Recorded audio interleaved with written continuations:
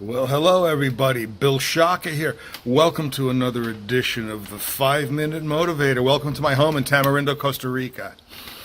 It is so good to be with you today. I would like to talk to you today about your car having 3 brakes, and then how we can use that information to apply to our own personal psychology.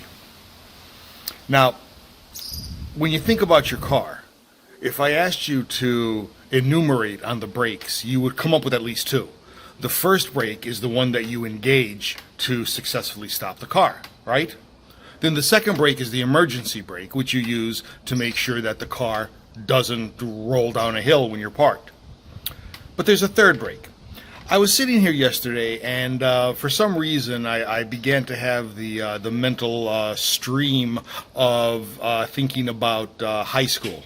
And that was a long time ago now. For those of you that went to high school in the United States back in the 60s and 70s, it may not have been an extremely pleasant experience for you. I know it wasn't for me. As Michael Novak said in his book, The Experience of Nothingness, high school could be enough betrayal for a lifetime.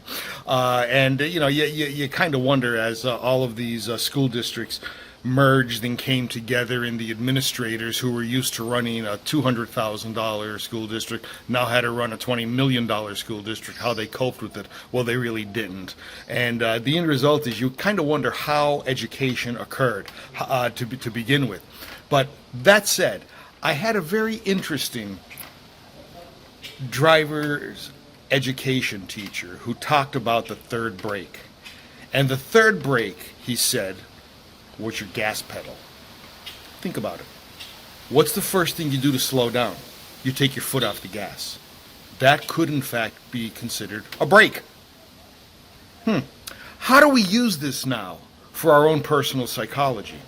Well, you think about it. When we want to bring about a change in our behavior, altering a bad habit or replacing a bad habit, how many times do we try our best to eradicate the bad habit and then replace it with a good habit simultaneously?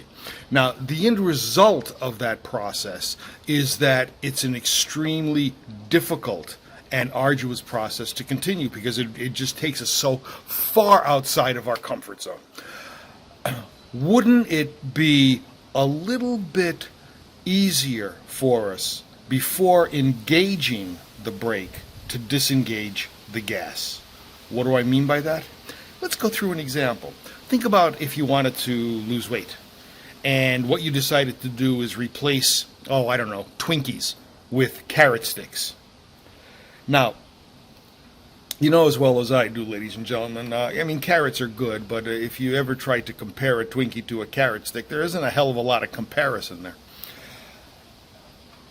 But that replacement of a Twinkie with the carrot stick might be too much. It might make us miserable, take us so far outside of our comfort zone that we're not able to do it. Well, think about this. What if we just disengaged the gas? What if, instead of replacing the Twinkie with carrot sticks, we simply stopped eating Twinkies? And we did that for a week or two, and kind of established that level of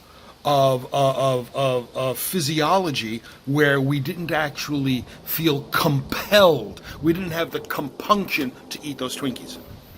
Now at this point, we can engage the brake. We disengaged the gas by not eating the Twinkies. Now we can engage the brake by replacing them with carrot sticks. It takes a little bit longer, but think about what we're doing there. Think about how that's working by replacing a bad habit first with nothing, disengagement of the gas, then replacing that nothing with a good habit, engagement of the brake. Ladies and gentlemen, I hope you find this helpful. Now remember, this is only a 5-minute motivator. I've got this information in a lot more of a detailed format for live keynotes, etc. But I wanted to at least give you this to chew on for the day. Hey folks, please like, share, and comment on this video to ensure maximum distribution. And feel free to give me a call if you are looking for any kind of motivational keynotes and or training, face-to-face or virtual.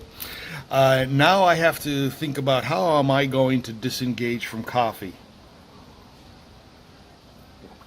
You know what? I don't think I am. This is Bill Shaka, thanking you for listening to another edition of the 5 Minute Motivator. We'll see you again on the other side. Bye-bye.